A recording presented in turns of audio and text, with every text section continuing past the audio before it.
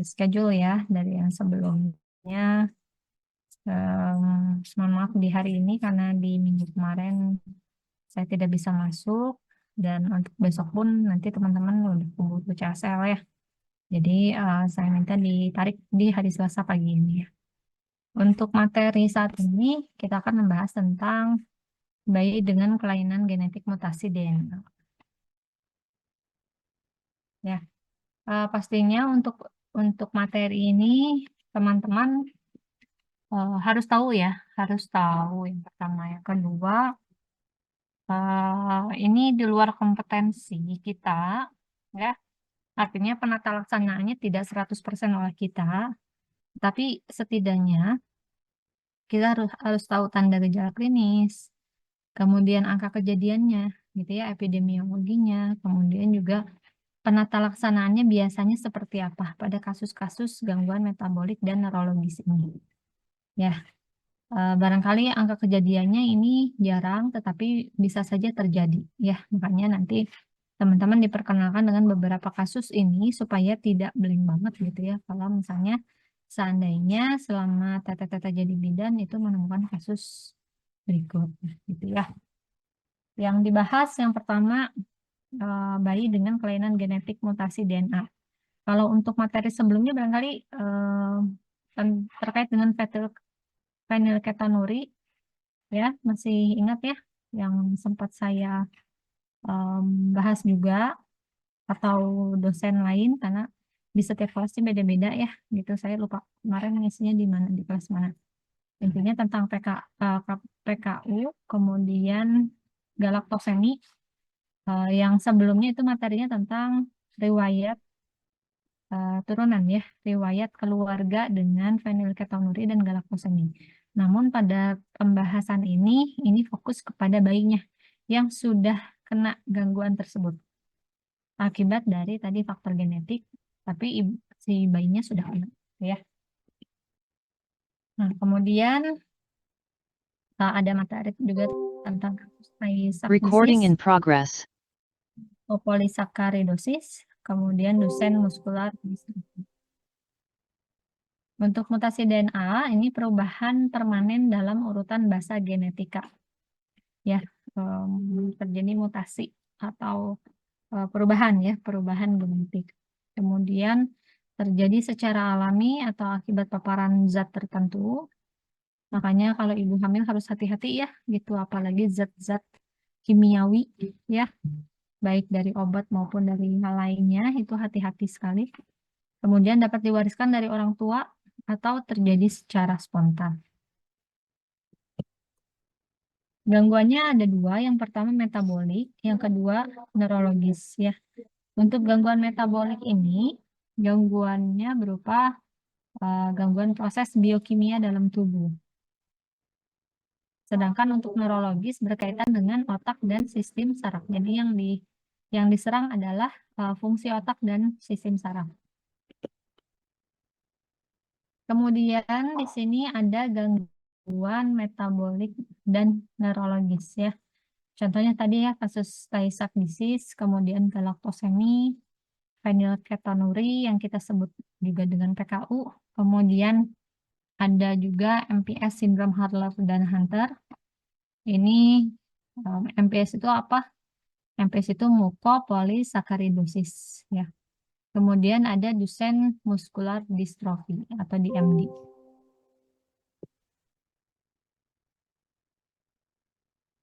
Penyebabnya apa? Nah, semua penyakit ini disebabkan oleh mutasi genetik yang menyebabkan gangguan produksi atau fungsi enzim atau protein tertentu, yang dimana hubungan DNA itu pasti hubungan dengan protein ya, pembentukan satu sel. Kemudian PKU. PKU itu kita kenal sebagai mutasi gen PAH yang sebelumnya ya. Kemudian sehingga menyebabkan apa kalau PKU ini? Menyebabkan defisiensi enzim fenilalanin hidroksilase.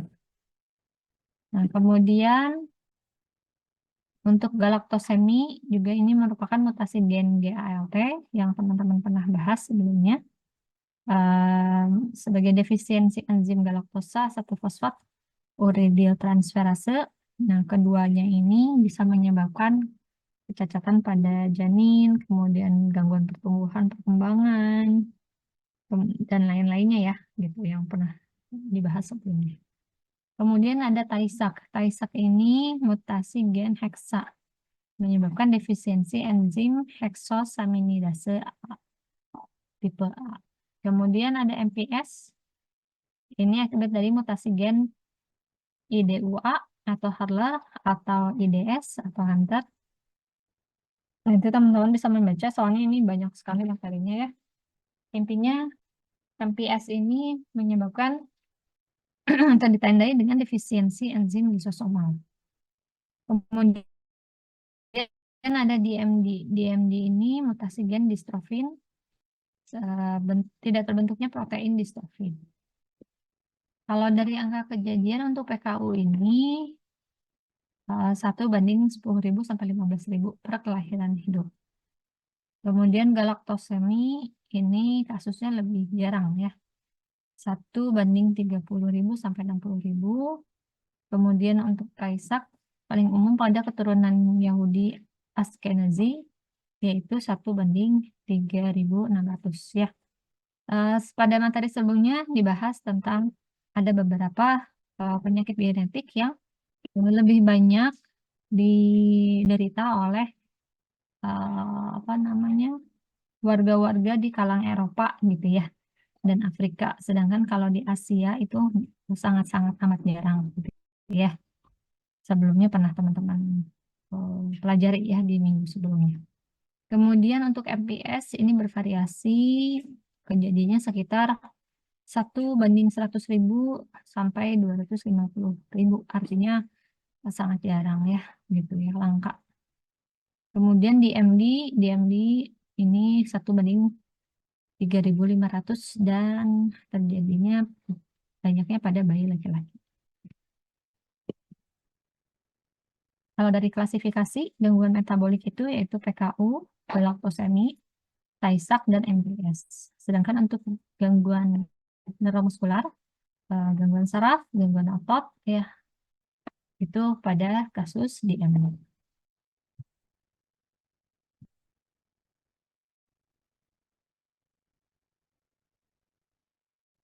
Untuk akumulasi zat toksik atau substrat akibat defisiensi enzim menyebabkan kerusakan sel dan jaringan. Ini yang dirusaknya adalah sel dan jaringan ya. Untuk DMD yaitu degenerasi otot akibat ketidakhadiran distrofin sehingga terjadi fibrosis dan kelemahan progresif. Jadi lunglai, bayinya lunglai. Kemudian untuk alur mutasi DNA. Alurnya yang pertama terjadi mutasi DNA, kemudian menyebabkan gangguan pada gen tertentu, kemudian tidak mampu membentuk enzim atau protein fungsional, kemudian terjadi gangguan fungsi biologis, ya, fungsi sehari-hari, aktivitas, ya, misalnya metabolisme ataupun fungsi saraf, kemudian terjadi perempukan atau kekurangan zat dalam tubuh, sehingga terjadi kerusakan sel dan organ, bisa menyerang otak, hati, ataupun otot atau organ lainnya. Kemudian adapun gejala klinis pada bayi yaitu kejang, hipotoni, hipo itu kurang, tonia itu atau apa namanya kontraksi ya atau kekuatan otot ya. Jadi bayinya lunglai. Kemudian keterlambatan perkembangan dan lain-lain. Itu salah satu tanda gejala umum yang bisa kita lihat secara kasat mata ya. Jika ada tanda gejala salah satunya tersebut, maka kita wajib segera merujuk ya, karena kita nggak tahu ini gangguan genetiknya dari mana gitu ya, karena tanda gejalanya mirip-mirip.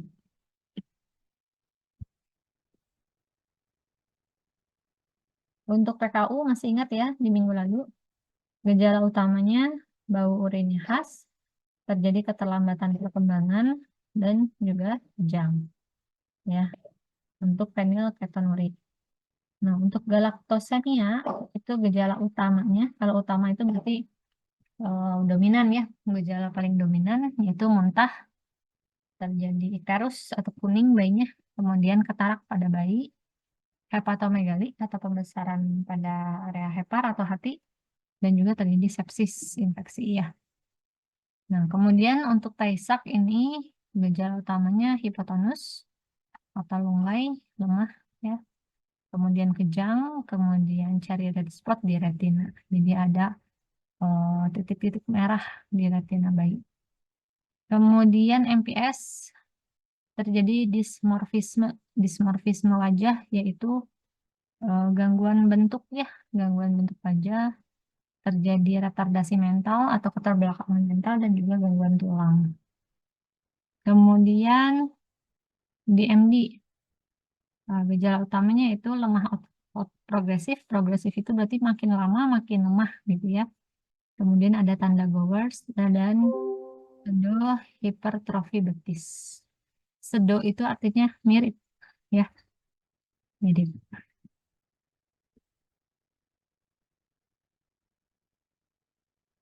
Ini faktor resiko bayinya. Bayi yang terkena itu beresiko bisa jadi dari riwayat keluarga yang mempunyai penyakit yang serupa. Kemarinnya resesif itu ya, belajar tentang resesif. Meskipun 20%, tapi dia kalau karier atau pembawa bisa jadi mengenai turunannya. Kemudian perkawinan yang sedarah, makanya hati-hati ya. Kalau di agama Islam itu diatur ya, sehingga kita tidak boleh menikah dengan sedarah gitu ya. Nah, ini ternyata dari segi kesehatan juga sangat mendukung ya. Perkawinan saudara bisa menyebabkan kelainan pada genetik. Kemudian tidak dilakukan screening neonatal. Ini faktor-faktor yang resikonya ya.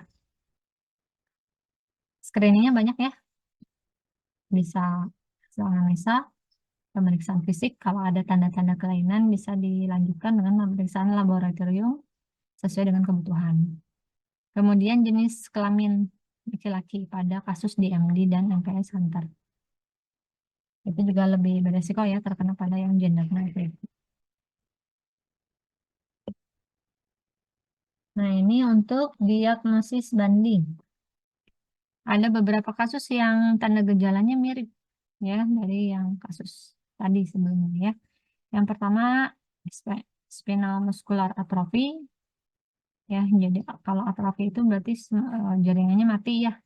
Muskular pada otot, spinal itu pada spinal ya, spine. Nah, kemudian cerebral palsy, kemudian juga hipotiroid congenital, atau kita kenal dengan kalau pada asuhan bayi baru lahir, bayinya di screening SHK dulu gitu kan sekarang ya. Di setiap puskesmas itu wajib ya, untuk bidan-bidan TPMB juga diwajibkan untuk mengecek ya, melakukan screening hipotiroid congenital yang berlaku kurang lebih 72 jam pertama ya gitu. Dilakukan screeningnya antara 48 jam sampai 72 jam pertama. Artinya hari kedua sampai hari ketiga nanti bayinya diambil darah dari tumitnya ya. Kemudian dikirimkan ke lab. Kalau di kita tuh di RSHS. Nanti kan ditinggalkan nomor kontaknya. Kalau dihubungi pihak lab RSHS artinya itu ada sesuatu. Kalau tidak berarti artinya normal gitu ya. Nah, daerah saya juga yang saya tahu menerima dari berbagai provinsi ya, termasuk Jawa Tengah untuk screening SHK ini, karena tidak semua rumah sakit memiliki alat untuk scan hasilnya gitu ya. Nah, kemudian juga untuk kasus Down syndrome juga sama ya. Tanda-tandanya mirip karena ada keterbelakangan mental. Kemudian ada disformasi dari wajah gitu ya. Disformitas artinya ada gangguan bentuk pada wajah, pada cerebral palsy. Kemudian gangguan metabolik lainnya yaitu fruktosemi. Itu diagnosis banding ya. Kita lanjut ke penata laksanaannya. Jadi kita sebagai bidan harus apa gitu ya. Yang pertama adalah edukasi dan konseling. Itu yang bisa kita lakukan ya. edukasi keluarga tentang kondisi genetik dan rujuk konseling genetik bila ada tanda gejala tadi. Kemudian konseling prakonsepsi untuk keluarga berisiko. Misalnya ada sepasang suami istri yang rencananya mau program hamil, ya, promil. Kita telusuri dulu dari riwayat genetiknya. Ada nggak di keluarga istri maupun suami yang memiliki tadi penyakit genetik yang tadi ya yang disebutkan. Kalaupun ada berarti kan itu harus diantisipasi ya. Bukan kita itu bukan garapannya kita, tetapi kita bisa merujuk gitu ya sebelum ibunya hamil gitu ya. Entah nanti diobati dulu sampai tuntas pengobatannya, baru nanti program hamil dan lain-lain ya. Biar terhindar dari tadi kemungkinan resiko komplikasi tadi. Kemudian juga dengan deteksi dan screening bisa ya. Pemeriksaan darah neonatal dengan tes Guthrie, tes enzim, cek serum, kemudian nutrisi dan medis untuk PKU wajib diet rendah fenilalanin ini seumur hidup ya. Tidak hanya hitungan berapa tahun aja, tapi ini harus seumur hidup. Kemudian galaktosemi harus memilih susu yang bebas galaktosa gitu ya, kalau terjadi galaktosemi. Kemudian untuk kasus DMD, TAISAK, dan MPS, perawatan suportif, fisioterapi, terapi okupasi. Kemudian ahli untuk kolaborasinya bisa berkolaborasi dengan ahli genetika, dokter anak, ahli gizi, fisioterapis, dan psikolog. Ya, tergantung dari tadi kasusnya ya, kasusnya mau apa gitu ya. Lebih mengarah kemana gitu. Kalau ahli genetika, berarti rumah sakitnya tidak sembarangan ya, bukan yang tipe C mungkin ya, tapi bisa jadi tipe B atau A gitu ya, untuk yang memerlukan dokter subspesialis gitu ya. Nah, kemudian pengetahuannya, evaluasi pertumbuhan dan perkembangan KPSP, teman-teman sudah belajar atau belum tentang KPSP?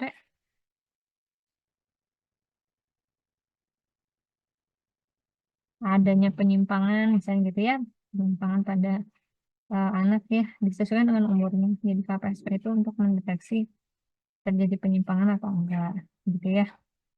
Kemudian pemeriksaan organ terkait jantung, hati, mata, dan sistem saraf. Intinya organ-organ yang sensitif untuk berisiko terkena komplikasi dari kasus-kasus tadi, gitu ya. Jantung, hati, mata, dan sistem saraf.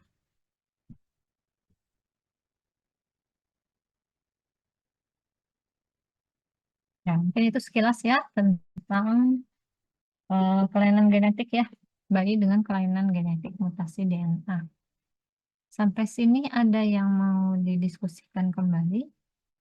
Barangkali kalau teman-teman misalnya mau membahas atau mau mengetahui lebih dalam, bisa mencari referensinya ya, lebih jelas ya. Saya mengambil inti-intinya supaya teman-teman tergambar. Oh iya, tandanya kalau PKU itu begini, kalau galaktosem itu begini, gitu ya. Jadi ada ikterik ya, ikterus atau bayi kuning misalnya. Tay-Sachs disease itu kasusnya seperti apa, gitu ya. Meskipun kasusnya jarang ya di dunia ya, tadi untuk di negara-negara tertentu kasusnya ada yang sering terjadi, ada juga yang jarang terjadi, termasuk di kita ya di Asia itu jarang terjadi untuk kasus-kasus yang tadi. Tapi teman-teman wajib tahu, gitu ya. Baik, ada yang mau ditanyakan atau didiskusikan, silakan. Sudah cukup tergambar ya untuk kasus-kasusnya dan intinya tanda gejala klinis sama penata laksanaan ya. Teman-teman itu wajib hafal di luar kepala supaya tahu arahnya nanti kemana. Biasanya nanti ini mau harus dilakukan cek apa. Terus kalau teman-teman di daerahnya, misalnya di teman-teman udah jadi bidan, bidan di desa, ada kasus itu harus dirujuknya ke siapa, gitu ya. Jadi biar tahu. Jangan sampai salah merujuk atau tidak merujuk mungkin dibiarkan saja. Nah, jangan sampai ya. Biasanya kalau kasus-kasus yang lumayan langka, misalnya ya, seperti yang pernah terjadi di kita ya biasanya ketika ada kasus langka, terus nanti bidannya melaporkan ke puskesmas.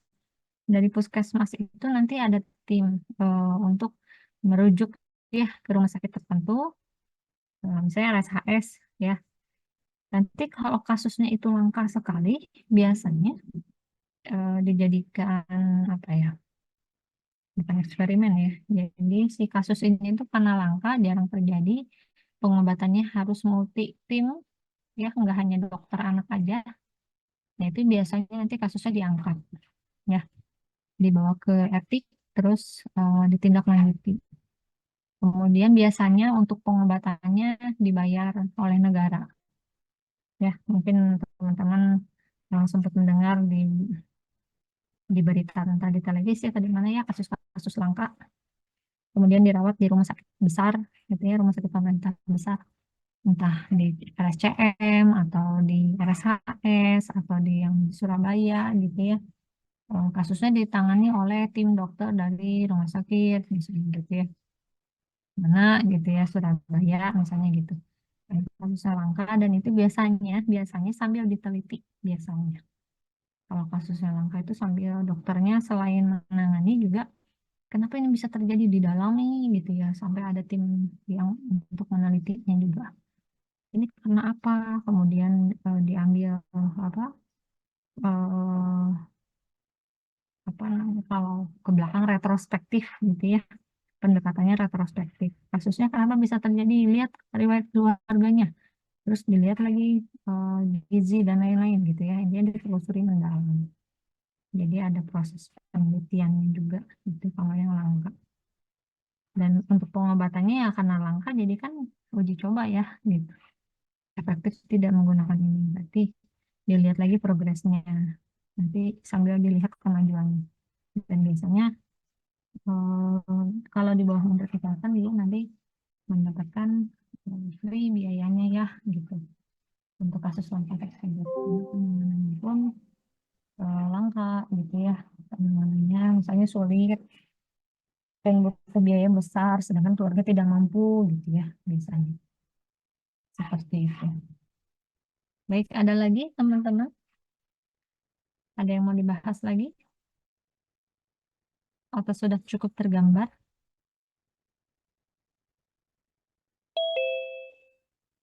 Yang penting teman-teman tahu aja ya, ada kasus tersebut gitu ya. Minimal itu. Dan bisa melakukan deteksi dini, komplikasi, dan pelaksanaan awal. Baik, ada yang mau dibahas lagi? Atau sudah cukup?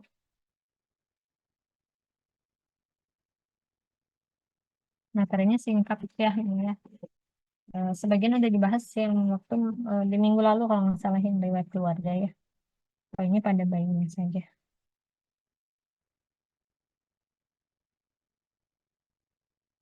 Saya rasa cukup ya.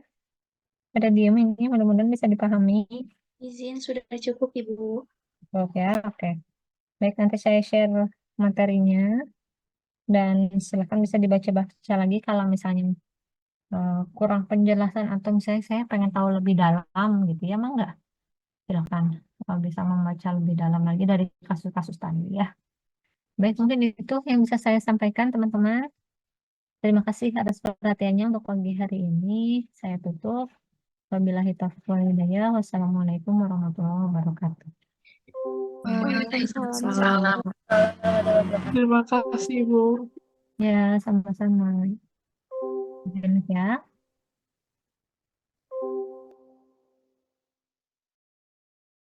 Recording stop.